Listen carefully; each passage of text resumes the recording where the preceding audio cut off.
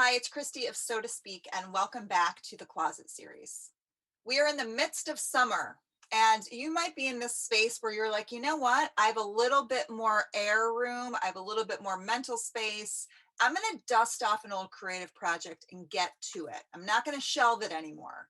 But then when you bring it out, your mind might go blank, or responsibilities that have always been there keep seeping in.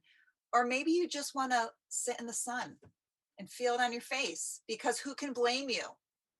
Well, our next guest in the closet is going to ignite the inspiration inside of you that allows you to not have to keep starting from scratch when it comes to reaching in and finding your creativity. Because Michelle Tamburro, our next guest, infuses creativity into her life daily. She is like a walking creative force. And lucky for us, she's going to walk us through how she does it. She's going to share projects that she's working on. She's going to offer insight into ways that she takes breaks to refuel and re-energize herself. And she's going to do it in such a beautiful and graceful way that you are going to fall in love with her the minute you see her. Michelle is, she embodies the Maya Angelou quote that you can't use up creativity. The more you use it, the more you are creating more creativity. That's just who she is. She is a born creative. She is also a mom. She's a wife. She's a jewelry designer. And she is the founder of Rock and Stone, which is a company that pretty much brings a super cool rock show vibe to your closet so that you can feel like you're headed to a rock show every damn day.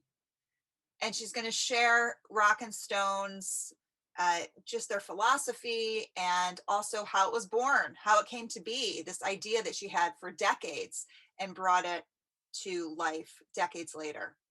So if you have a project that you've been shelving for decades and you wanted to revisit it, Michelle will be the inspiration for that as well.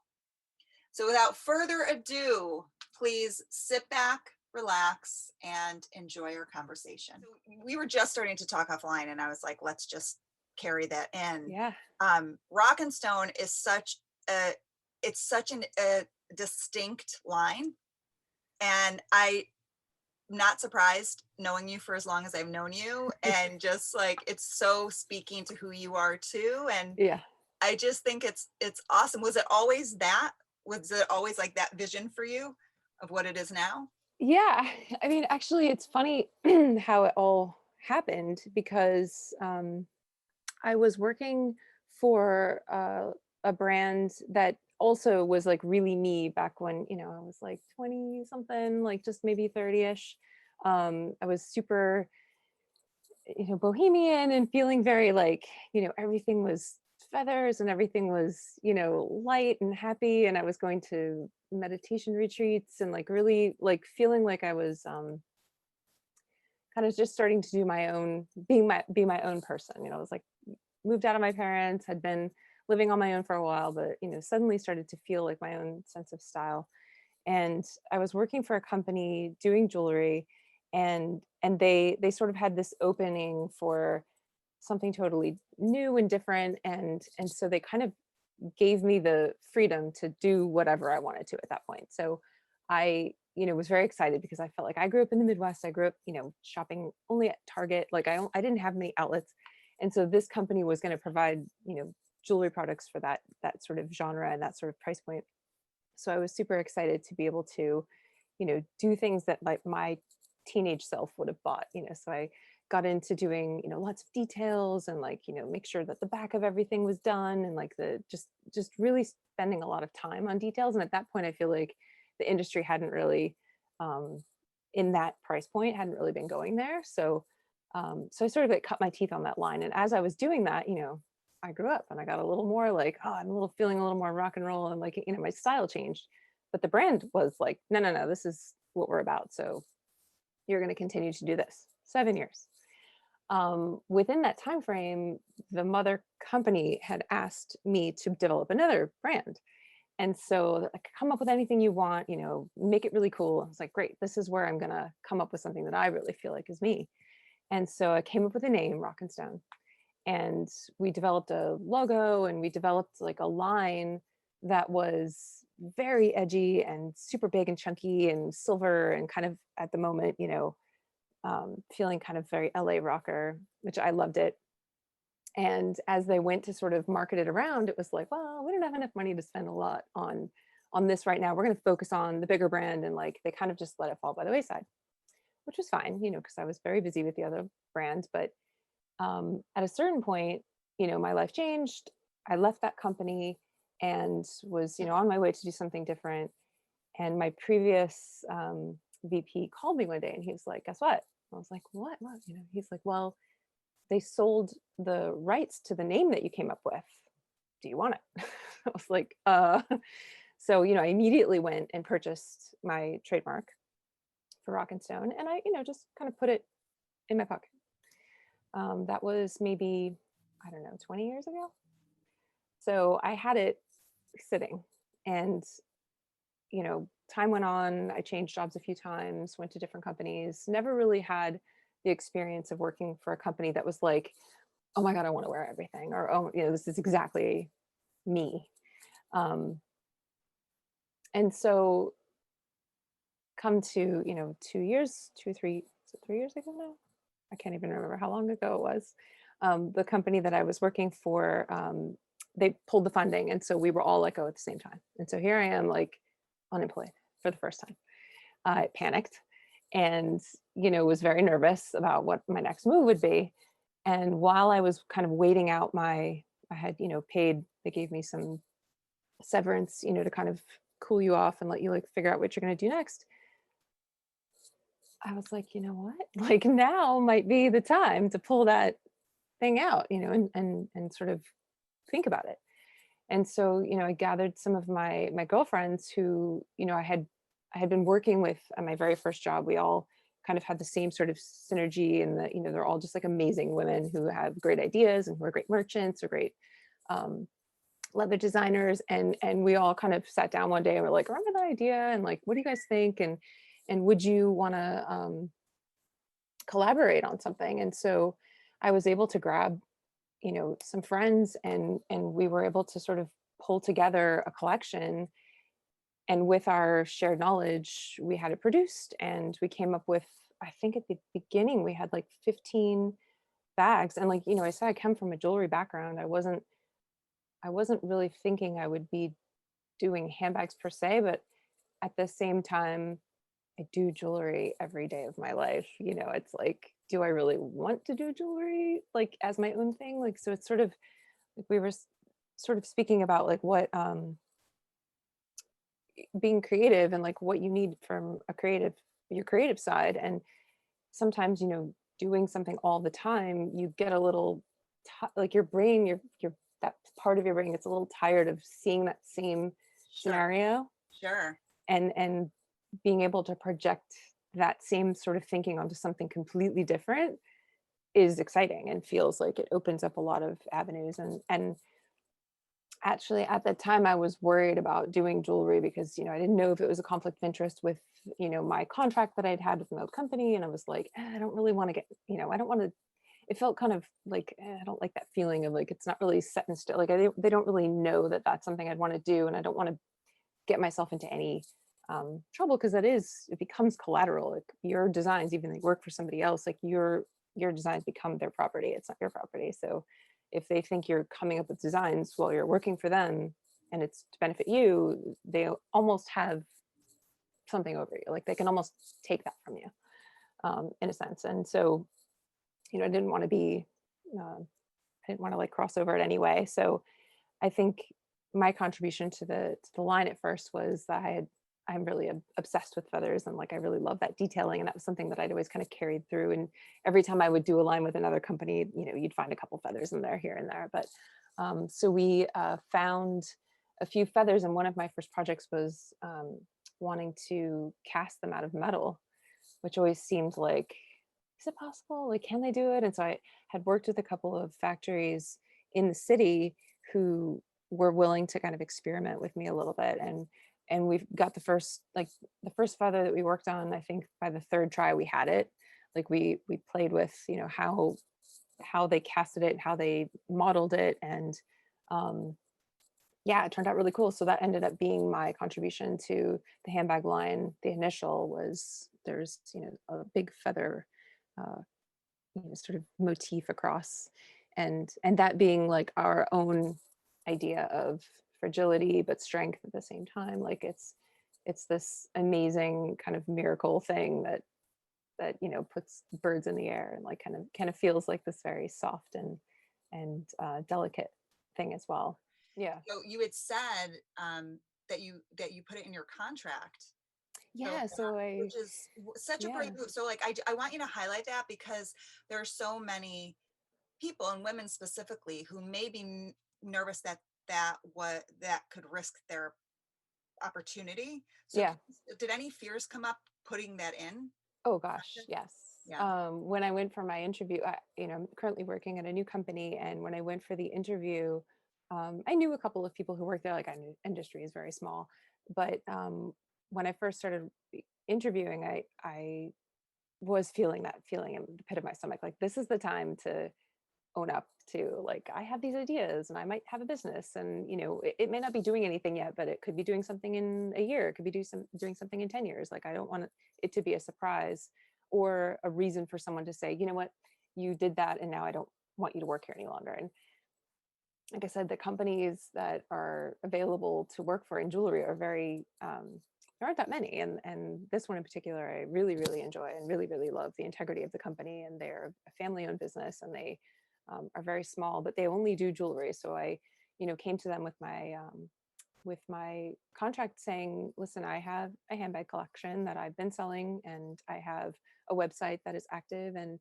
I will be going to conventions and I will be doing things for my company. So I want to be able to address that with you now and let you know that you don't have handbags at the moment, but if you ever did, like, we could readdress the possibility of what's in my contract. But I just wanted to be forthright, and that was definitely something that in the past maybe stopped me from pursuing my own company earlier on. Like it was I was so excited to do it, and I had lots of ideas for it, and you know it did weigh on me, and it had held me back, I think, from going for it. And I think losing the job and having this sort of space of time to think about it and really decide what it was supposed to be kind of solidified that it was the right time to go for it.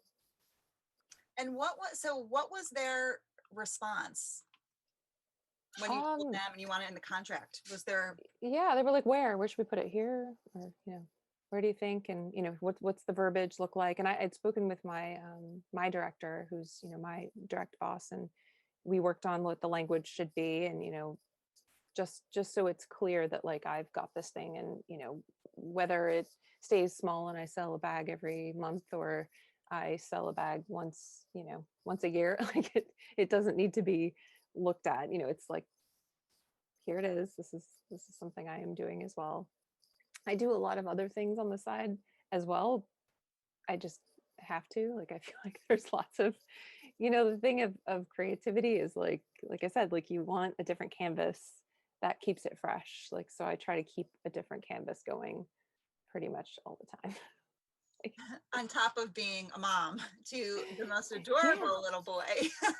And you know what? He's really fun, and he enjoys doing the projects with me. And actually the ones that I like the most, he doesn't enjoy doing with me. So it's like I almost have this separate space where I get to be kind of childlike, but Yes. like my friend doesn't want to play with me, so I'm like, it's fine. Like, it's fine.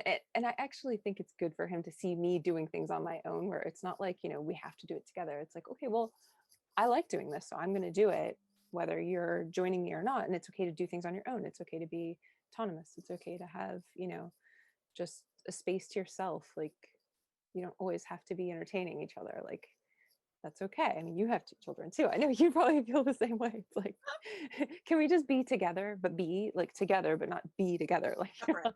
Yeah. it's like doing art or painting or something. You're Yes.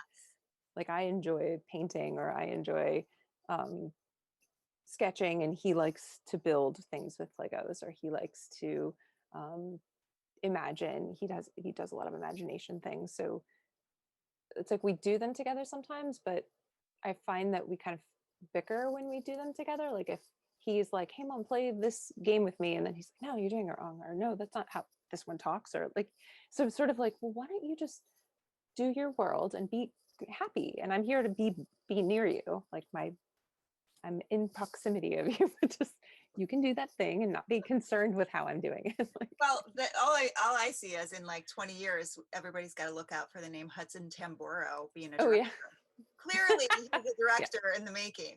oh for sure. That and it's so I love the way that you're embedding the creativity within, which isn't so tricky with kids, but Yeah. time wise, how are you able, like, do you have a system? How are you able to be in a place where, or maybe you are overwhelmed, I don't know, you can share that too, but between working for the company you're working for, giving enough time to rock and stone where you feel confident about it, and then Hmm. tending to all the things in your personal life, being a mom, being a wife, and being there for yourself and friends. Do you have Yeah. any tricks up your sleeve? I have to say you have to be cool with the fact that you can't do all of them every day. Like that is the first and foremost. Like you cannot do all of them every day. Like you might have to dedicate a day. Like Wednesdays I do this, Thursdays I do that, Fridays I do, and give yourself like total like give yourself an out on everything. Like it doesn't matter if you don't do this or do that. Nobody cares. Like it doesn't matter. It's on. Like you might feel like I feel like it almost gives you an excuse to be mean to yourself when you're like, "Oh, I didn't fold the laundry. Oh, like now they Oh, don't have those shorts they like." It's like they have 30 pairs of shorts. They'll be fine. mhm. Like I think it's okay to give yourself like a pass and worry about like really what's the most important emotional thing that's happening right now, because really you think about it, like aside from okay, I don't want it to fall off a wall or like get hurt, but like emotionally I think that's the most important thing I look for every day is like how are we feeling, like do we feel happy, are we struggling with something, like what can make that better, like okay, so does having the fresh pair of favorite shorts make the day go by better, then hey, we'll make sure that happens. Like and I guess yeah, I do try to find myself the that space, that extra space. Like Mhm. I do try to put that in there at least, if not once a day, like once a week. Like, and I'm not gonna be upset if I don't do something every day. I did have kind of I had to have a hard talk with myself because I started this Happy Meals project. I don't know if you've ever Love the seen Happy Meals the program. Happy Meals project. So um, this was back when I worked at my previous job where I was commuting to the city every morning and night, like most people will. It's a 2-hour commute both ways. So I had to be cool with like, I'm not seeing my son in the morning. Like, I just don't get to see him. My husband graciously has been home and taking care of Hudson since he was little. And when I had to go back to work, he was 3 months old. So, as we got to his years where he changed foods and he was finally eating foods, I came up with this idea of making him breakfast. So when I was on the bus and he was waking up to eat breakfast, there was a thing that he could interact with while eating his breakfast. And it would be sort of a funny thing or something that he and I had been talking about.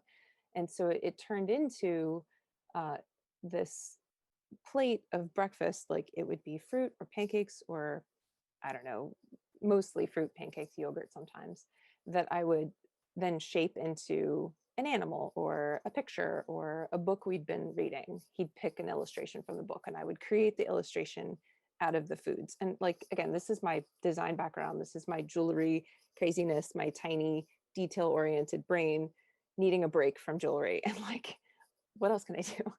And so, an apple and a thing of blueberries like gets me excited to make something different. So it turned into, I think I did it for no, I didn't do it for 5 years. I did it for, I think, probably the good part of 3.5 years.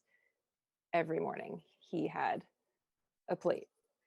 So for me it turned into this like incredible opportunity to really hone in on something and perfect something. Like if I look back at the beginning of Hudson's Happy Meals, it was like, oh my gosh, look at that, like I thought that was cool. Like, and then as I got to like really perfect it, it became, I had lots of people that I follow that are also just like incredible food artists.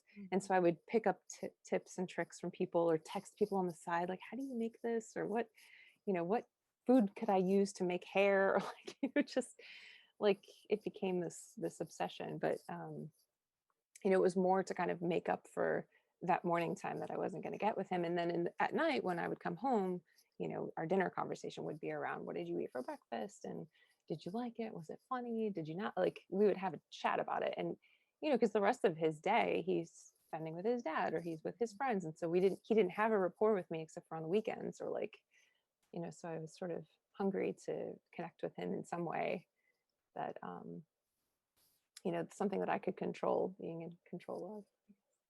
So the thing is that it literally is food art what you do. I mean, Yes.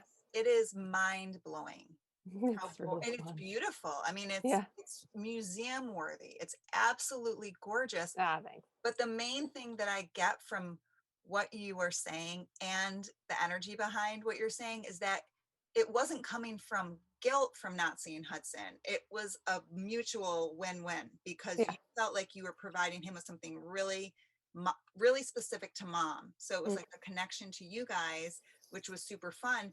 But it seems, and tell me if I'm misreading you, that it it it was not from guilt. It was from a sense of creativity, and it seemed like it almost was calming, and it got you excited to like talk to people of how can I make this different and how can I advance this. And yeah. so it was stimulating to you too. Oh my gosh, absolutely. I mean, I used to do them at 11:30 at night. Like, I would wait for him to go to bed and then I would make them, but I would have headphones and this is my time to like listen to this favorite album or like, I don't know, chat with my friend while I was doing it, but like it definitely was like my time. Like I was saying, like I always need to have a side project or like something that is not my job, not my kid, not, not like, I don't know, all the little busy things that you have to do to keep everything moving. It needs to be something completely separated. And I've been trying a lot of things now because we ended the plates because in the end I was eating them and because his tastes have changed and he's like, "Ah, I don't really want to eat, a whole bunch of yogurt or like 50 Mhm. blueberries for breakfast." So like, I don't blame you. And also, the pandemic, it's like, again, we don't go to the grocery store that much. So I'm not going to waste a whole thing of blueberries on one plate. That seems frivolous. So it sort of petered out as, this last year, um, we just sort of stopped. And I'm also home all the time. So I spend an exorbitant amount of time with him and it's wonderful. Like we have lunch together, we go to bed, we wake up, we're always together. Like it's like beyond, I can't even believe I got this opportunity to have this much time with him. So it's definitely changed. um we're on to other things, but he still isn't into the things I'm into. Like, I'm like, I just built a fairy house on the side yard that has like, lights, and every day I put flowers on it, and like it becomes this little like the flowers are growing into it now. It's really cool. Mhm. I'm super into it, and he's just like, I'm like, look at the fairy house. He's like, cool, that's okay. So then it's for you, which is It's for me. Yeah, amazing. Like that's something that it sounds like you were saying from the beginning is very clear that you're able to kind of divide and conquer your creativity. yeah, You're able to get, even if you don't mean to do that consciously, it seems very clear that you have it segmented in a way and it fuels itself. Maya Angelou yeah, has a great quote that I can't remember it exactly, but it's basically like creativity builds more creativity. You're not going to run out of it. You can't use it up.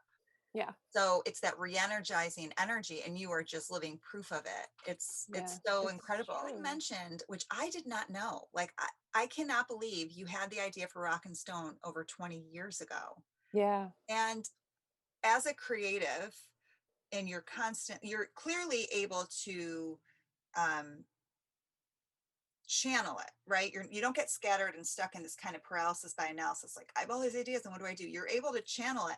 How did you know? What was it that, because so many people have ideas from years ago or decades ago, and they either dry up or they revisit, but they don't have the same fire for it. How did mm. you know it was worth revisiting and bringing back from the dark and taking it out to the world? What was it? I think just because I haven't seen it. Like I haven't seen it out there. Like it was in my little diary, and the sketches and the ideas and the concepts, and like it's like you see people starting to do something, and then they go a different way, and like you see your beginning, because like, you're gonna see that your initial idea a lot, probably the first like inkling of your inspiration you're gonna see happen, because that's just a natural thing. Like people are all going to be kind of pulling inspiration all the time, and you're going to see it, but then the chances of it actually going exactly the way you had imagined it, I think, is very small. It's a very small, like your interpretation, or in this case my interpretation of what this became. I don't think I've seen anyone else go in that direction with it, like as far as my thoughts were, and like in my inspiration book, and what I had written down, and how I kind of saw the company growing and changing, and kind of the attributes that it would entail. And I still haven't touched on all of it, I think, in terms of like where the brand could be, and how far we could take it, and what its next iteration will be. um so yeah, I feel like you're always going to see you're going to see something out there that seems like, oh, that was my idea. Oh, I had that idea. You'll always kind of feel that way, but then keeping your train of thought going, and keeping your, like you said, getting in that creativity mode, like you almost can't stop yourself from going the direction that like you personally, like my collection of experiences, my collection of, design, um, inspirations and things that kind of I want to have or see or play with, haven't been explored yet. So I try to keep that fresh perspective of like, this is my iteration of it, hasn't been done yet, you know. Totally. And so to go further with that, so you hadn't seen that out in the world, and you Hmm. clearly have been in the fashion industry for a very long time, because prior to that you were a model, Hmm. and you actually model for Rock and Stone, which is awesome too. Oh, very You budget, the budget. you're a built in, because it's just absolutely stunning. It's just beautiful. And so clearly you've been in the industry forever, right? Yeah. And you still hadn't seen this. So that is one piece. But what I'm hearing too is that the desire was still there, Oh yeah. because you could not see something and be like, oh, that would be cool because I haven't seen that. But what was it that kept the desire for this going strong for you? Or did you have to work at getting it back up? Or um I think maybe there was some nervousness on how and when, and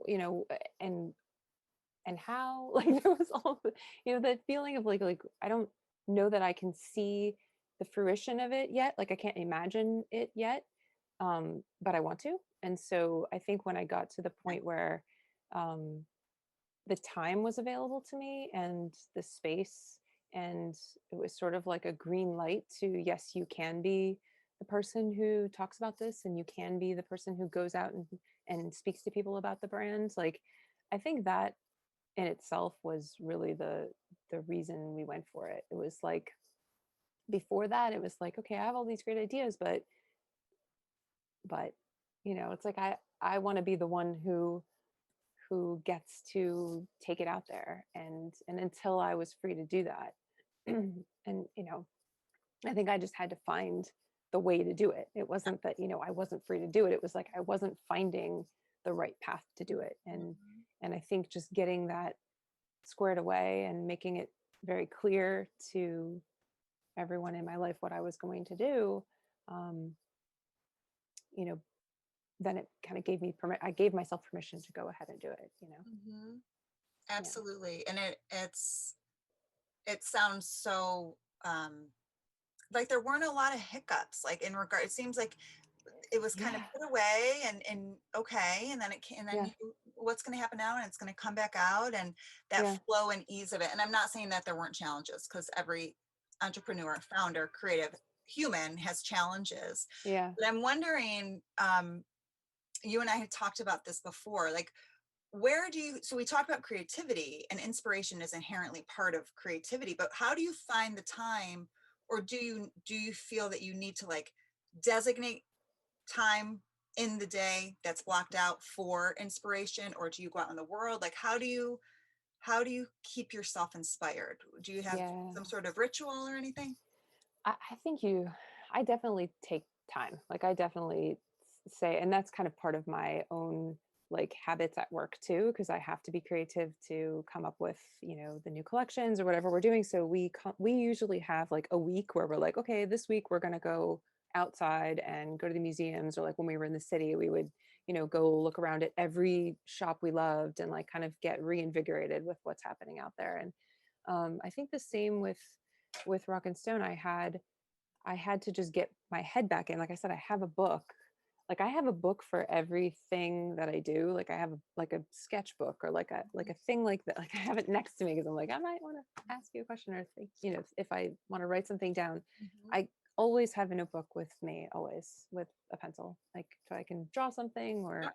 write something down or just and like Rock and Stone has its own book. And when I went back to look at it, I was it was funny. I kind of felt this like it was almost like I don't know, like when you see an old friend and you're like I haven't seen you forever, but nothing's changed. Like you're exactly the way I remember you. This is what you should be.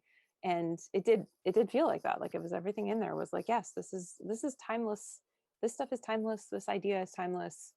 You know, we can do this at any point. And that's kind of been the mantra from this brand as well. Is like okay, we were doing really well. We had a great first year. We had a really fun first year. We got into our favorite store. We were in Free People. We were like freaking out. We were so happy because it was like we almost felt like that was the only client we needed. And I think going through all of that, we realized that no, that's not the only client we needed. That was amazing, and we were so grateful and happy that that happened.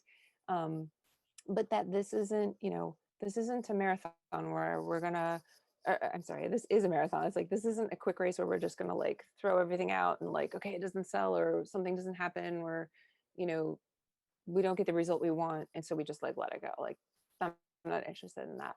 I feel like this is long term. This is something we all believe in, and I feel like this is, gonna be around for another 20 years. Like we're not planning this brand to be, a quick flash in the pan.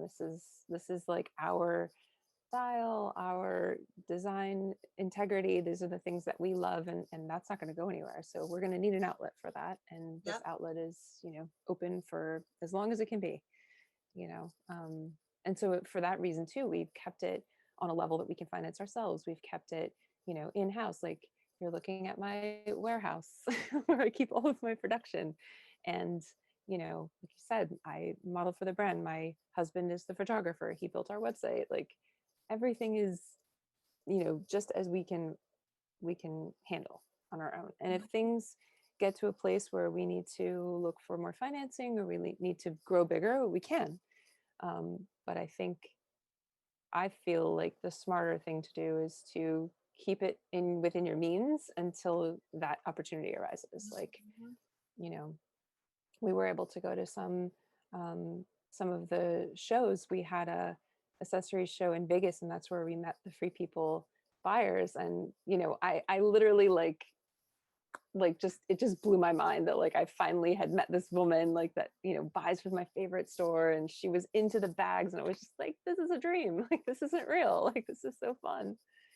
We were so happy. And then when they were in the stores, I was in the stores taking pictures of every bag, like telling every person who wanted to know anything about the bags and what we do and how we make them and all the details. And like it was just so wonderful to be able to like explain that and talk to someone in person and see someone else getting really excited about the Mhm. concept. And Yeah, because you need that reassurance to Mhm. know that you're onto something, because you could Yeah, feel that sense of inspiration. You could feel, yeah, but there definitely are moments where there's discouragement. And so having that was a huge encouragement, but to have that, it makes yeah, so much sense that someone else is excited, happens to be a dream client at that stage, but it's necessary, I feel like, for those people or those moments to be kind of um, just peppered throughout to keep you going.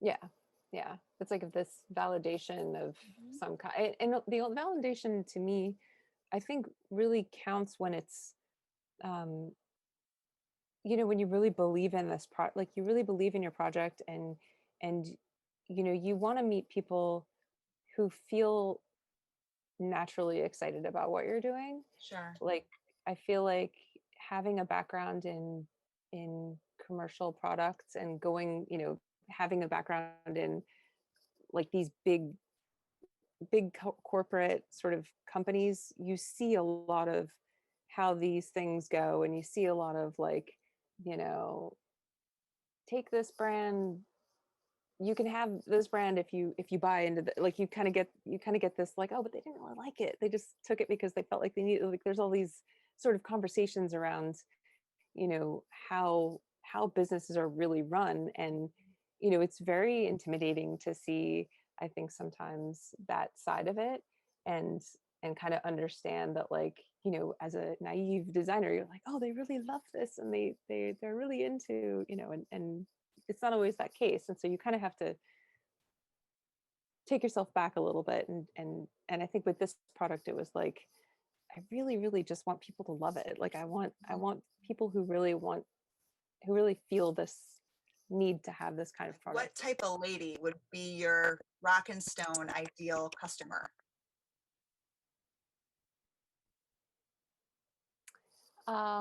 Me? No. Like, Well, no, I hold feel like on. someone who is very interested. Yeah. I was gonna say, like, that's something I heard consistently. I think it was might have been Austin Kleon, he's an artist who lives, I think he still lives in Austin, Texas, but he said, like, create the work you would buy, write the movie you would watch, Yeah. create the art that you You would would want watch. to Yeah, yeah. take in. So it totally Absolutely. makes sense. Totally makes sense that you would say that. Yeah. Yeah.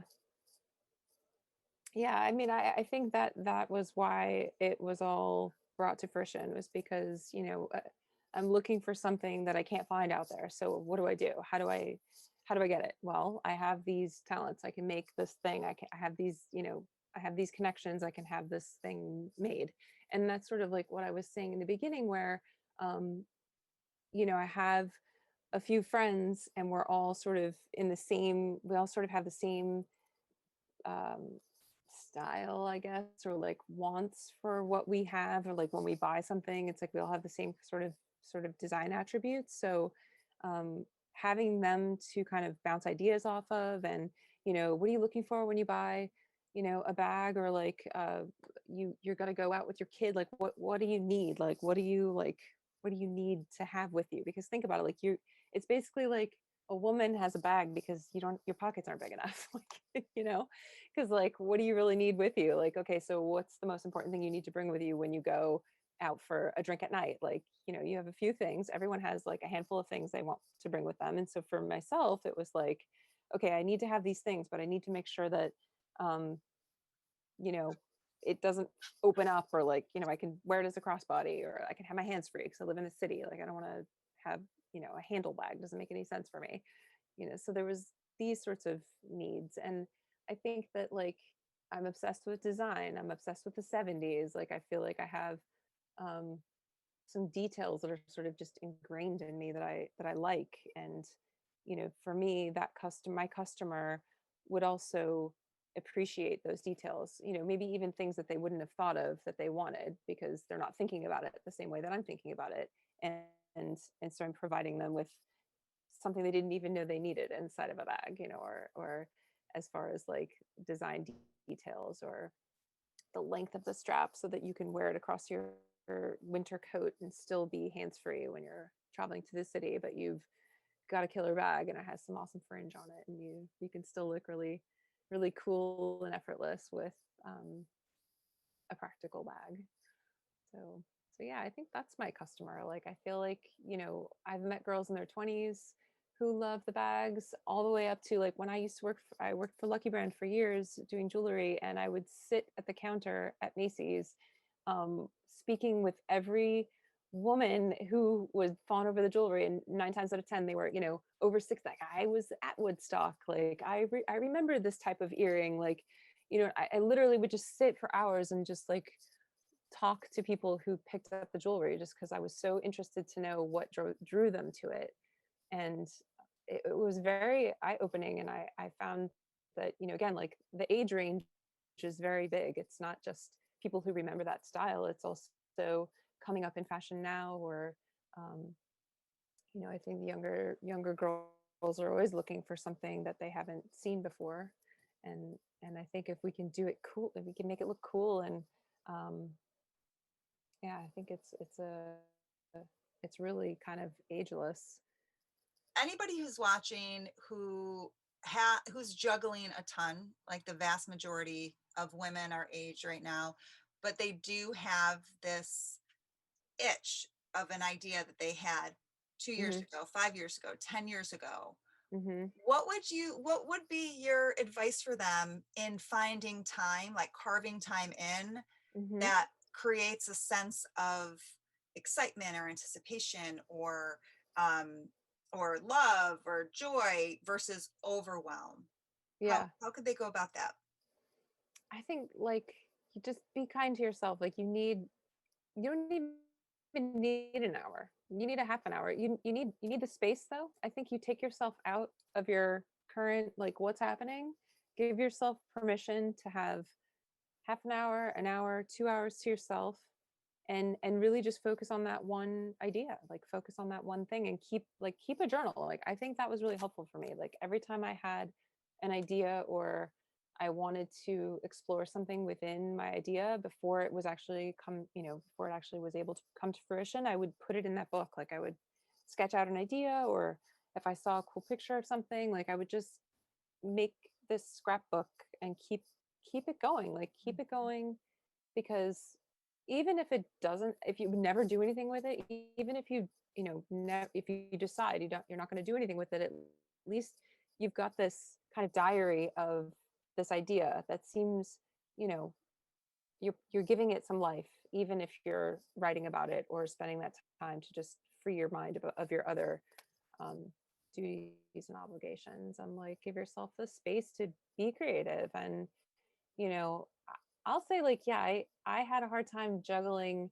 um like, I always have this kind of hang up of, like, not making people happy, but like giving everyone the space, giving everyone a little space, and a little time with me, like, spending time with my son, or spending time with my husband, or and I think I did have a hard time just saying, guys, I need this hour to carve fruit, or sketch rock and stone, or paint, or build a fairy house, or whatever it is. It is hard for me to ask for that time. But when I get that feeling that I'm, like, about to, like, just second guess that I need the time, I remember what it feels like when you don't. Like, when you don't take that time, and you get in bed at night and you're like, gosh, I really wish I had done that thing. It's like, you could have. You really could have, and you should. And don't let yourself feel um like you're not number one in that situation. Like, everybody's good, but if you're not good, nobody's good. Like, you're not going to be able to be there for them. You're not going to be able to be patient, and you know fold all their socks and stuff, if you're feeling like this, because it will be there, this feeling of, like, I didn't get any time for myself today, and, like, it'll be there, and it'll creep up, and you know you'll you'll fold their socks wrong. It's not worth it. But I love the idea that you need to know what it feels like to to not give yourself that time and how crummy it feels, Yeah. so that you're reminded how great it feels when you do, and how Yeah, everybody benefits when you everybody do. benefits. Yeah, And then you get it's true. awesome creations like Happy Meals and Oh Hudson yeah. Happy Meals and Rock and Stone. Yeah. Yeah, those are both from, like, that moment of, like, should I just go to relax and watch another bad movie? No, no, no, no. You go downstairs and you sketch a handbag, or you go paint something, or no, carve some fruit. They'll be fine. Like, you don't have to watch that movie again. Or if that's your thing too, like, definitely take space. But however it comes to you, however you feel the best, like, That's what you should do. Like, Yes. nobody else knows. Yes. Nobody else can tell you what that thing is.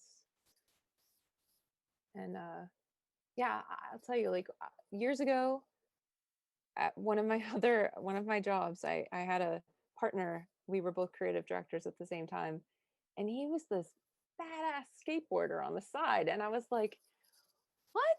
And he's like, "Oh, I go to these competitions and I do all these things." And he's like, he's a painter, and he was like, "What do you do for fun?" And I was like, "Well, I work and then I go home." And man, I was like, "Damn it." Like I need a hobby. He kind of was like, "Why don't you have a hobby?" And I was like, I don't know why I don't have a hobby. I mean, at that point I didn't have a child either. So I'm like, what was I doing? I couldn't tell him. I was like, I spend all my time at work. Like, doesn't everybody? So then I think he's really the one I have to thank. And I do actually, I thank him a lot on the side. Like, thanks for shaming me into not having a hobby, because now I have like 1,000 hobbies. I feel I'm a lot happier. So that's the upside of the inspiration, right? You saw him, he inspired you, and that Yeah, sometimes is all you need is to see someone definitely. else Yeah. and be like, wow, Yeah. that's pretty incredible. And so, no, if you're a Yeah. mom now and you're watching this and you have a ton of things to juggle, you're not going to possibly be inspired by a single guy who works and is able to skateboard and paint, but you may be in, like, look to other people who are possibly in a similar situation as you are and are happy and Mhm. are doing, and it doesn't mean they're happy all the time, but that they're able to carve in that time and they inspire you, because that's, I feel like that's what feeds the inspiration. When people want to learn more about Rock and Stone, where can they go, Michelle? We have a website at rockandstone.com, and we also have an Instagram page at Rock and Stone. So yeah, we're adding to it. We're gonna overhaul our website very soon. Um, this summer, I'm gonna get the hubby on it. So There you it'll all go. be new and fresh. And are you guys in any like brick and mortar right now? Like, where, in addition to the website, where can people buy? We are. We are in. We have a shop called Tarnish in Chicago, who just purchased some of our things, and we've been in Be Free up here in. We're up in Warwick, New York. We have. Let's see, Pink Laundry Boutique out in California. Um, all of our partners that we have right now. Um, Well, they may be on your website too. Are they on your website they too? are, yeah. Yeah. I think So them on our people can website as check it well. out, Yeah. because then you're also supporting local if you go to like one of the small boutiques too. Yeah, So yeah. We're definitely. certainly all about small boutiques. So, Yep. You definitely um, are. It absolutely breathes Rock and Stone without a doubt. yeah, So thank you yes. for keeping the dream alive. It's serving all of us, and hopefully people who are watching will take something away, and whatever's been like in the back of their mind or itching, or Yeah, why have I not been going for it? You inspire them to start going for it, because we need yeah, more people who are inspired and who are at peace with it in the world. So absolutely. Yeah, glad you definitely came keep the on. dream alive for sure. It's yours. Don't let anyone else take it. Thank you so much, Michelle. It was Thank great to you. see you. It's great to see you too.